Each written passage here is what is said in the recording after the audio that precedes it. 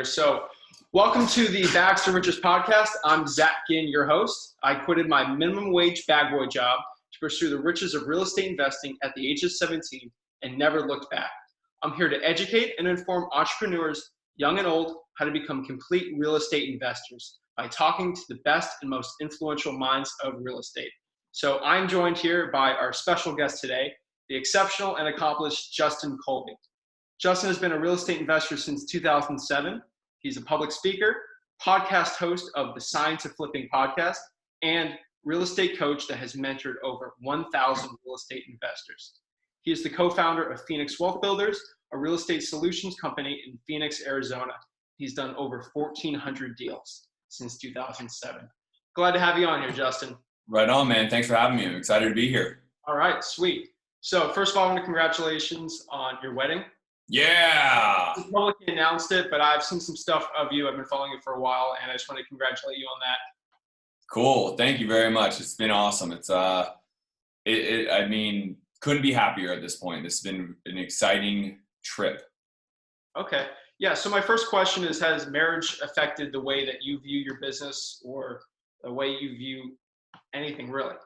That's a very good question, actually. The answer is yes. As a single man for the better part of my, business career, I've always been big into cash and making money and making a lot of it and traveling the world and having fun and all of that and popping bottles and you name it, right? I'm single. It doesn't matter. But when you get married, you start to think a lot more about like kind of longevity and future and having children and where does that all go, and starting to think about not necessarily what I can leave behind necessarily, but making sure my family has been set up. And so it definitely has changed my thought processes of how I'm going to navigate the remaining part of my career, which truth be told, I'll probably never retire. So, but it does definitely take, I take into consideration that I am going to want to move into more long-term versus the short-term, cash flow, right? So wholesaling is much more short-term, big pops, quick pops, but then navigating that into, what can I do with that money for the long term? It definitely has changed my mindset. That's great. So another question just to follow up that one. So I'm 20 years old. The real motivator for me is building a business, not having a 9-to-5 job, Sure. Having my friends that. What really motivates you? Most real estate investors I talk to, they say my kids, my wife. Before you got married, what was your biggest motivator? For me, it was actually the financial stability that my family and friends could lean on me for. I didn't really come from money.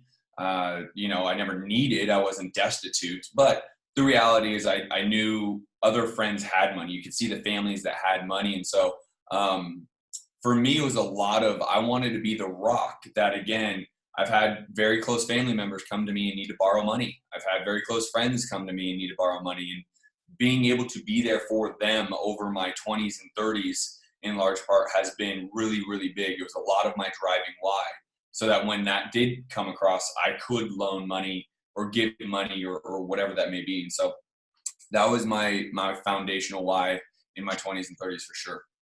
That's great. That's great. So I probably have to ask you the most important question here. So I need to know the secret here. What is in the water in Phoenix, Arizona that makes everyone a great real estate investor?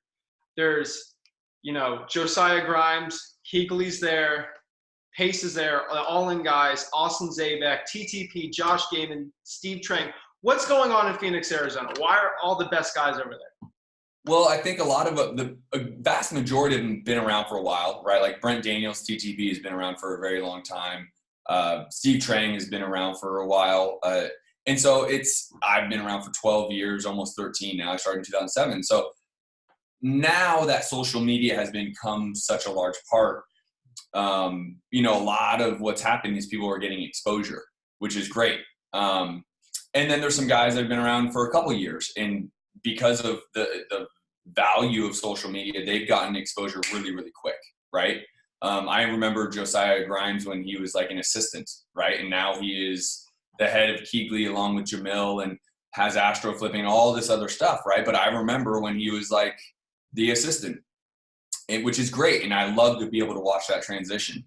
And so I think a lot of this comes to do with social media, the power of getting out there faster, further, faster. And, every name I've done business with that you had on that list. And that's a really cool thing to say. There's way more. That's just what I wrote down. 100%.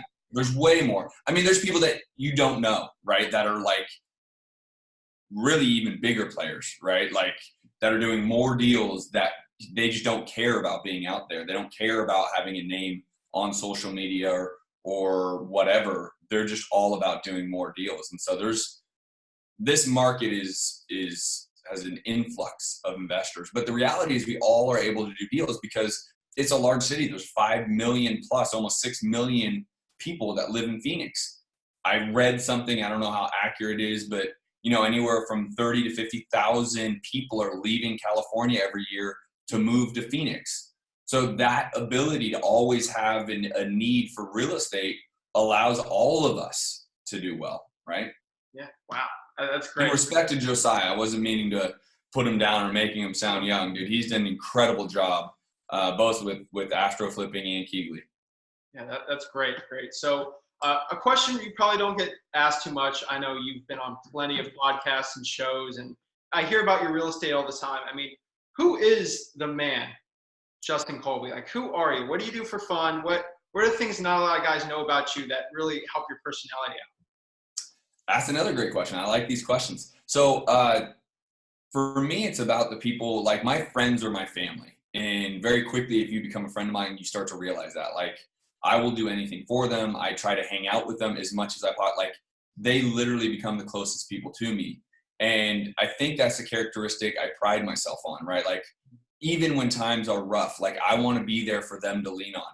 Or if I'm going through something, I want to go to them to lean on them. And that's a characteristic that I think, there's a lot of people that have quote unquote beef in Phoenix, right? Like, I don't like this guy or that guy. Like, I really pride myself on it. I don't believe that I have that at all with anyone in Phoenix, let alone across the nation. And so it's because I care, right? Like I tend to, focus on my values, and one of the large part is integrity. Just do the right thing. Because I'd rather be able to sleep well at night than not, regardless of the money, right? And so I think that's something that has been a foundational component of mine for a long, long time. There's times where people are like, dude, you need to be more of a shark and a killer sometimes. And I'm like, yeah, I could, and potentially I could have even made more money. But the reality is that doesn't really resonate with my value of being a killer and a shark. And, so that's a lot more about me. Wow. Okay, great. So now I'm going to ask you more of the general questions. I have a lot of young guys listening to this, a lot of real estate entrepreneurs who want to get into it, doing maybe one deal. So I got to give them the classic story here. How did you get started in real estate investing? And good story. So I was broke, busted, and disgusted. I lost I was 26 years old. I literally had no money. I mean, I was sleeping on a couch at my friend's house. I had no money. I had no income, no money. So if you're out there and you're young or simply are just getting started with no money, trust me, I've been there. I get it. And so I was sleeping on a couch. I knew I wanted to do this business. I just lost my home to foreclosure. I just lost my car to the repo man. Like, I was down and out, 40 grand in credit card debt, walked away from. So I started cold calling, and I started cold calling agents. And so if you follow me on Instagram, my handle is the Justin Colby, or if you follow me on Facebook, the Justin Colby, or even my YouTube channel, Justin Colby VP, like, I talk a lot about like cold calling. I talk a lot about text messaging. I talk a lot about, finding the people that have the deals. And it's because that's how I got started. And by the way, I continue to get deals done cold calling and text messaging all the time, and it just works. And the reality is borderline free. Now, to skip trace phone numbers can cost some money, yes, but like relative to direct mail or relative to PPC, pay-per-click, it is so inexpensive. It just takes your time. And I encourage anyone, whether they're 20 years old like you or 38 years old like me, like, if you don't have the money, sacrifice your time, because it's going to take one or the other. You either can cut a check for it, or if you need to put in the sweat equity and do it yourself, do it yourself every time. Even if you have a check that you can cut, there's a level of networking I do. Like, I partner with the Phoenix REIA, and so every month we do 2 different events. So I network twice a month at minimum. I'm still doing things with my time to grow my business. And so that being said, that should never shut off, regardless of how much money you have. Yeah. So can you break down your first deal you had as a Mm-hmm. newbie, getting that first check? How did that go? So the times were a little different, right? It's 2007. It was really big in the short sale era. So I was cold calling realtors saying, hey, I'm a buyer for your deals, your leads, your listings, whatever. Well, I was getting agents like laughing at me because everything was changing. They were like, the world's falling apart. Short sales are everywhere. At the time I'm 12 years ago. So I'm 38. So I'm 26. Okay. It doesn't sound like I'm going to have a lot of money to go buy homes, right? Just like yourself, probably doesn't sound like a 20-year-old has a lot of money, right? So I would have a lot of agents laugh at me kind of and hang up on me. I called so many agents, 100 agents a day, and this is before any triple line dialer. And I found an agent that believed in me, and he got it, and he understood the concept. And we started making offers together. And in the 3 months he was working with us, we got our first deal. So it took me 9 months to get my first deal. The first 6 were agents laughing at me and hanging up on me, and nothing happened. The last 3, I had an agent that believed in me, started making offers on my behalf, and we got our first deal. And we did a very quick, it was a wholesale deal, but we had to fund it because of the bank rules. And so there's a thing, it's still around, but not as popular, called transactional funding, where you can get 100% of the purchase price for let's say 24 hours until the other person can close. So we had to do that way, right? And we made $7,000. Wow. So obviously you didn't start with just coming out 26 out of the couch. You knew about short sales. How did you figure out and learn the process starting out? Jumped in the deep end. I hate to say it, there's no way to really learn without doing. I have the Science Flipping Academy, and there's 60 training videos, and you have all the training videos in the world. That is great.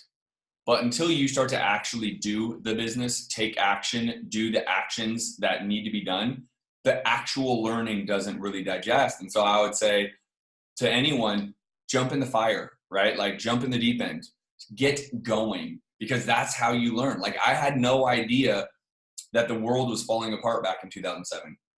I had no idea how to negotiate a short sale. I had no idea how to do any of it. All I knew is I needed to make offers. And eventually, if I made enough offers, I was going to get one accepted.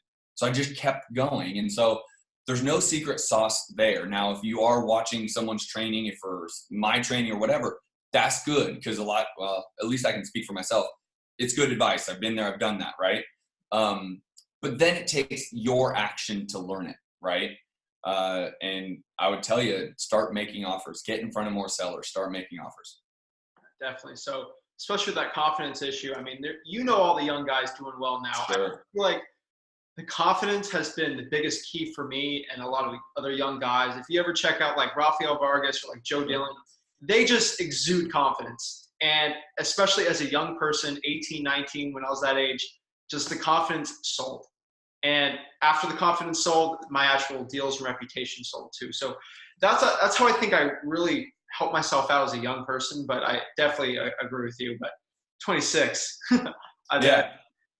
Well, I think at the end of the day, the reason why you gain confidence is by doing and achieving, right? And so I would tell you, even if you don't get a deal, you need to be building up micro confidence along the way, right? Maybe you've never done a cold call and you call an agent or you call a homeowner and they answer and you have a small conversation. They may still say no, but that's a win. You've never done that before. That's a minor win that should start to build these confidence. All this confidence should start to build on the small wins. Everyone obviously celebrates the big win of a deal and, making money. That's the big win. I get that. And that's worth celebrating. But you need to celebrate those small wins when you're doing something you've never done before. You achieve something that's never been done before. All those things should be able to help build your confidence. Definitely. So you would recommend, though, if you were an 18, 17-year-old kid, you'd recommend doing the holy trinity of marketing, as you say. Yeah. Door knocking, cold calling, and direct mail, maybe, probably not starting. I would go text messaging. For that group, because of the cost of direct mail, I would eliminate direct mail. I would stick to door knocking, cold calling, and text messaging. Those are the best 3. They're the cheapest 3. And you're surrounding the person, right? You call them, they don't answer. You text them, 100% open rate. Everyone answers the text, or at least reads it. And then you door knock them, right? They're going to open their door and you're going to have a conversation. It is the cheapest, most fundamental way to get a deal. Yeah. So I definitely agree with that. I actually never did cold calling when I started out because I was in high school and I was full-time wrestling. So I did things where the sellers would come to me. So I had about $300 in my bank account. I spent all my money on bandit signs, and that's how I got started. And then I went up to college and I couldn't do bandit signs, didn't have a car. So I got some money from the deals and I put my money into a Mojo dialer and I just smiled and dialed for like 6 months in college. So Amen. That's how I got my start. Most of my money's been made in cold calling. So it's just trying to show you there. I've done cold calling before, but it's a mess sometimes starting out. Well, and if you don't have organization, right, and like in it takes gumption to wake up every morning and jump on the phone and hear the hang-ups and the FUs and whatever, but the reality is it just works. Like, this is why politicians still cold call us to get us out to vote. Like, we didn't ask them to call us to get us out to vote, but they do it because it still fucking works, right? So do the things that work even when they're not fun. And that's the hard part. That's where being held accountable. That's where coaching comes in. Getting a coach that can hold you accountable. Hey, did you make your 400 calls today? Hey, did you make 2 offers today? Hey. Like, are you tracking your KPIs? Are you doing the things that need to be done to win? And I'm a firm believer most people don't have the gumption to hold themselves accountable. That's why coaching is so pivotal, right? Like, I still hire coaches each and every year. I still go and pay for masterminds each and every year because I want to be better. And I know I need someone to continue to hold me accountable because my goals become loftier. And so I need someone else that has been there, done that can help me get there, right? And so really important. Definitely. So I believe, I don't know if you agree with this too, tell me if you do, but I believe one of the biggest bottlenecks besides taking the massive action is actually the list. Would you agree with that too? Yeah, I think, it's been proven even recently to me this year in 2020. The more refined your list is, the better your lead volume will be. So when, everyone wants to talk about motivated sellers and those lists, and they're out there and they're everywhere from probate, inherited, divorce, pre-foreclosure, vacant, absentee. Yes, all awesome. But then you should be able to find a list. And by the way, this always comes down to brute force. Like, someone that's going through pre-foreclosure or divorce or probate, like, they're not excited to talk about selling their home. They're going through something painful. But when they do come to terms with, I need to sell, if you are there consistently calling them, texting them, they will sell to you. So yes, I think the list is a major component. Where you get the list, where you can skip trace the list, right? Because you got to call them. That is very, very big because it'll speed up the learning curve. Now, to get those lists costs money. And so a lot of times, like, you used Mojo Sales, you can just pay for Mojo Sales for $150 a month. They actually have a list that you can just call through there. I think it's $25 a month. So less than $200 a month, you can actually be cold calling. Is the list amazing? No. But is it starting to make you take actions each and every day to get in front of a homeowner? Yes. That's great. So and another question I really had for you was, I knew you became a real estate agent also. Has that affected the way— I started as one. Okay. I didn't become one. I started as one. Oh, really? Wow. Okay. Yeah, and did really, really well. But this is, again, way before your time. This is when the economy was booming in, 2003 to 2006, and everyone was getting rich. But then the world collapsed, right? And then I personally was a statistic and became unrich and very poor, right? And that's when I started real estate investing. But yeah, the brokerage still is around, one of the biggest performing brokerages in California. Congratulations. But I'm not involved at all. Oh, okay. Yeah, when I went into the investing, I separated myself completely. Okay. And just if there's any agents out here trying to do both, I know a lot of people that do that. Is there any difference that an investor has to cold call versus an agent? The only thing is when you are talking to a seller, or if you are using marketing, make sure it says you are a licensed realtor. That's all I would suggest. Once you disclose that, then you continue having the conversation about, I'm looking to buy the property. I'm not looking to list it or represent you. Okay. Yeah. I like to have an example once. In our county, in our market right here, There was a couple agents that are trying to be investors, and they put bandit signs out, and they got in trouble because they put licensed realtor under it, and the code violation had a field day. Field day. So Sure. over $1,000, but that's insane. So let's fast forward to your real estate business now. Yeah. Talk about how you started out. So what is your structure of your business now, and what's your number one revenue generating marketing source also? Yeah. So 2 acquisition guys. I do not have any lead guys. I have the acquisition guys go end zone to end zone, meaning when the lead comes in, they literally are taking it to the end zone, right? I firmly believe because they are better, they can have conversations further faster, right? Like they can get to a seller and set the appointment right then and there and drive to the appointment. They've already started building the rapport because they were just on the phone. So I'm a big believer of that lead needs to go directly to the acquisition guy so they can potentially get the deal done right now. I have a full-time transactional coordinator, and that same transactional coordinator is actually kind of the manager operationally, meaning, she actually puts together the email flyer. It goes out for our buyers on wholesale deals. She does a lot. I mean, the operational stuff, right? Scrubbing lists, that kind of stuff. And I'm staying small. I've done the building out a 12-person call floor in my office. I've done the 9 employees. I've done it all. And what I've realized as a business owner, your margins get crunched, right? I've had the massive office space. All those costs with their expenses start to crunch your margins. Regardless, I was doing millions a year, but my actual net coming to me was very small because of, office rent, employee salaries, and commissions, which is COGS. Commissions go under cost of goods sold, right? Commissions, internet, TV, right? All just the expense, right? Full-time assistants, full-time people that I am paying. So regardless of my top line being incredibly big, my bottom line was not. And I realized very quickly that doesn't make any sense. We're in this to make more money, not to say, oh, I've done $2 million this year. Who cares? At the end of the day, it sounds nice, but what did you put in your pocket, right? Like, who cares at that point, right? You want more money in your pocket. So I would encourage any of you out there, like, instead of trying to grow this massive business, I just actually, you know who Richard Branson is, right? Yep. Okay.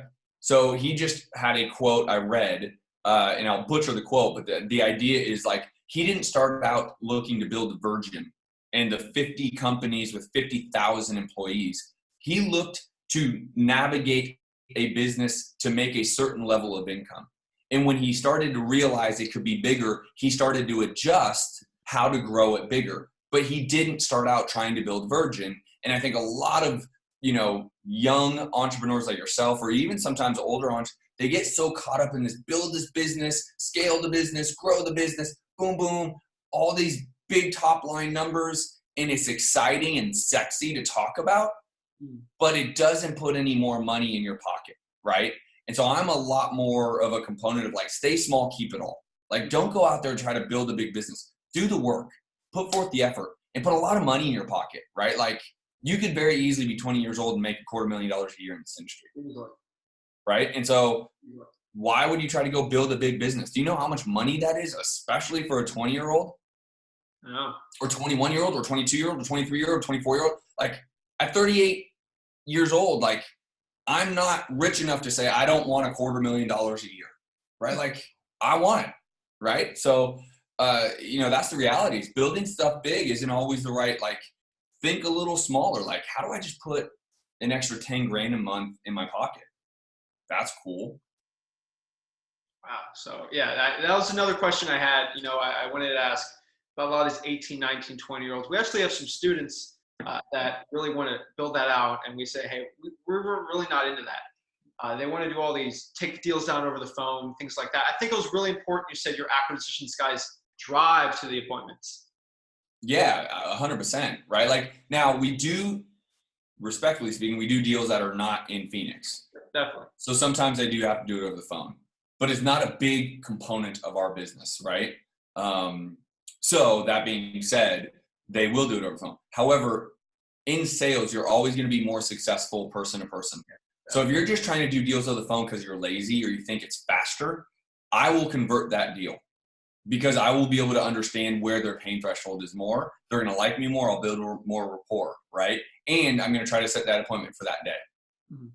Definitely. And I don't have to do some like 60% of Zillow and just send it to them.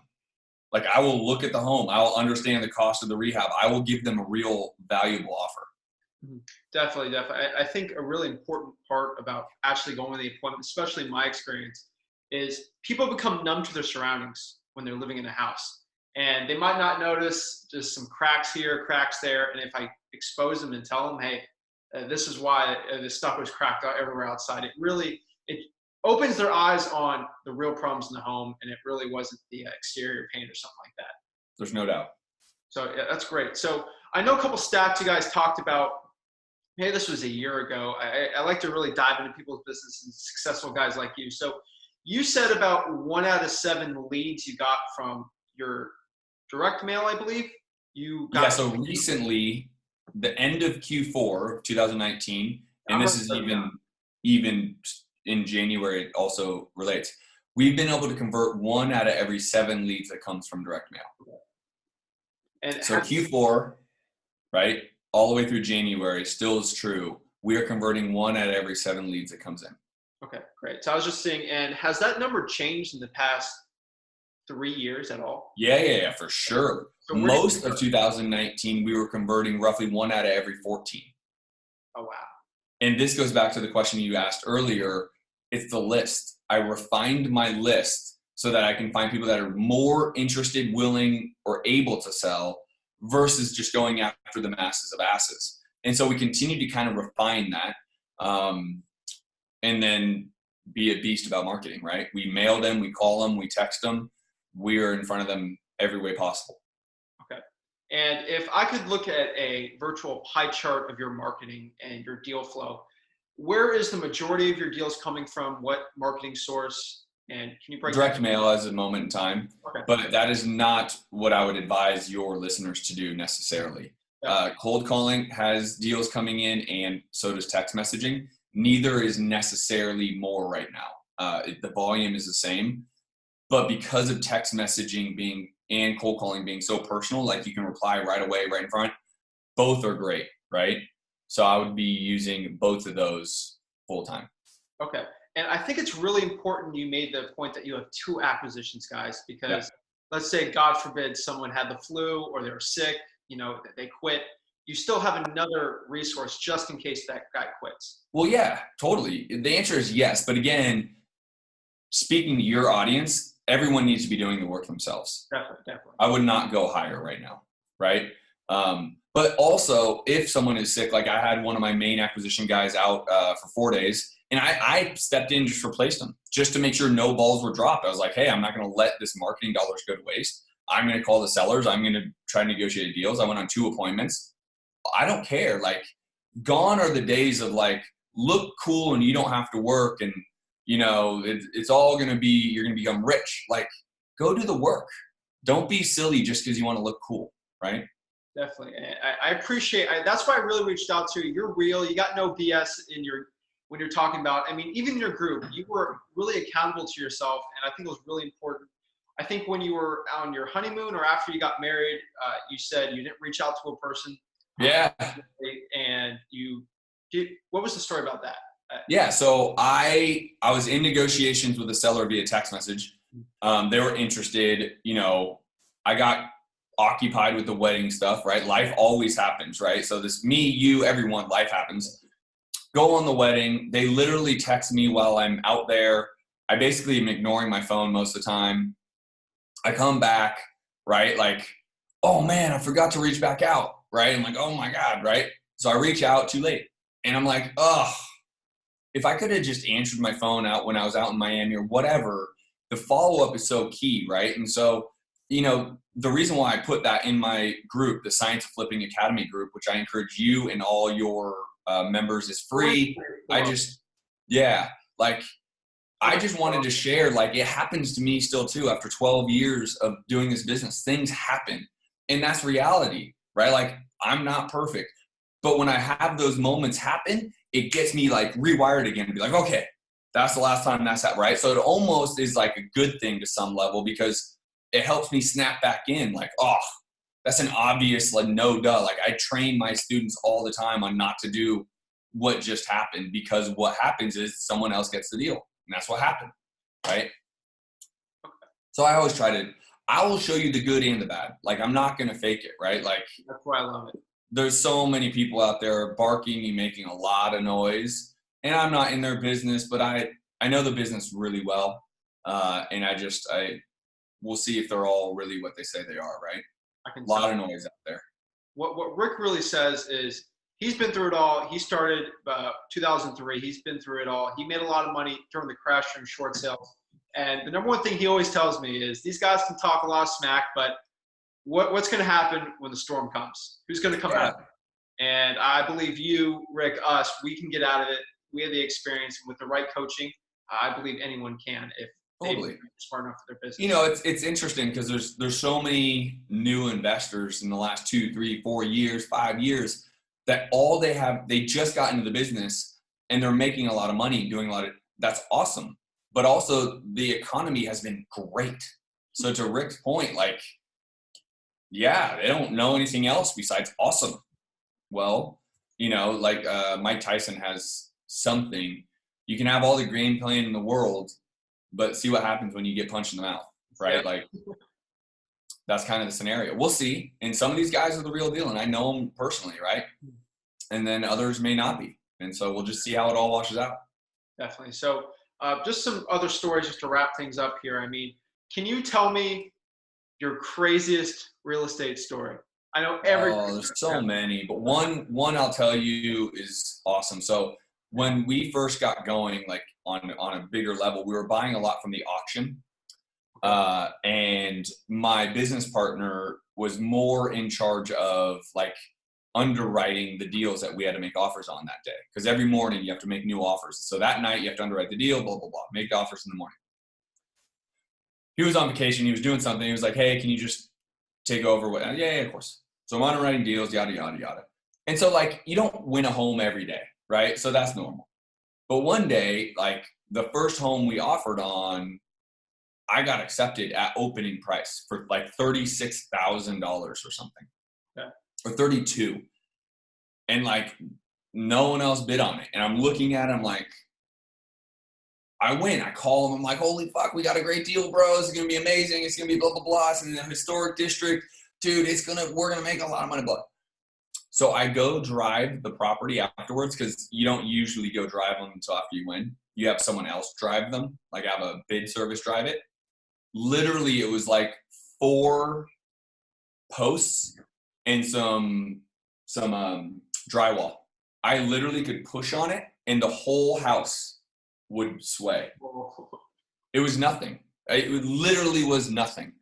And my business partner to this day still makes fun of me for it because, like, obviously I didn't do the best job. And obviously when no one else was bidding, there was obviously something wrong with it.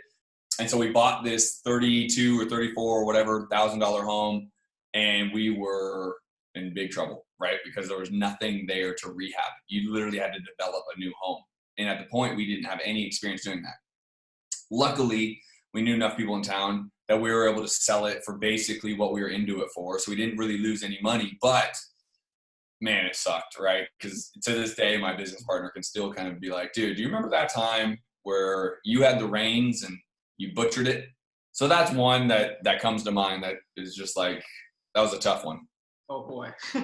That's well, it just goes back to paying attention, right? Yeah. Pay attention versus just kind of, look at really what you're looking at, making sure that it's the right ARV, right property, right asset class, etc. Yeah, definitely. So that's where experience comes into play too. I feel like if that happened to you now, you'd say, oh shoot. Oh, it wouldn't happen, right? I mean, that happened 2010. Oh, wow. Yeah. Yeah, I remember watching those shows before I even started real estate. It was all in Phoenix. I don't even know what they were called. One guy is arrested now. It was a big, I think it was, they bid on it without seeing it, and they pretended like they didn't know. It was just a funny show. That was on A&E a while ago. But that's it. So want to wrap up. One last question for you. I'd like to ask this. So if you were in someone's shoes, 17 years old, you're stuck in Wichita, Kansas, and you have the knowledge you have now, what would you do? You got no money, maybe $100. Yeah. What do you do? I would go pull a pre-foreclosure list. I would door knock it. I would cold call it and text it. And then while I was door knocking those pre-foreclosures, I would go in those neighborhoods and look for maintenance deferred properties, properties that people aren't taking care of, and door knock those as well. Skip trace those addresses, call them, and text them as well. Boom. That's it. So I really appreciate you taking your time out of your day today. Yeah. To really, expose your great knowledge and share with me and everyone who is listening to this. Is there any way people can reach out to you, to learn more about you? I'm a member of your Facebook group. Awesome. I think it's really informative. Like, how do people get in hold of you? Yeah, I think social media is the easiest way, and I respond to my own messages. So the Justin Colby at Instagram, the Justin Colby at Facebook, but also go request to be a part of that group. If you're an interested real estate investor, you want free knowledge, free coaching, basically, go to the Science of Flipping Academy group. It's closed, but just request to join, and we will let you in, and you are going to get some of the best information you possibly can for free. All right, perfect. So I really appreciate everything. This was one of our first podcasts. We've had about 2 before this, and we're going to do more in the future. Nice. But right now, we're just talking to Justin here. And if you like me, please check me out at Flip with Rick on Instagram, Flip with Rick on YouTube, and just check everyone out. I'm telling you guys, knowledge is power. The more you listen to guys like these, especially at a young age, the better you're going to be, and maybe you can avoid some mistakes. So I appreciate you guys listening.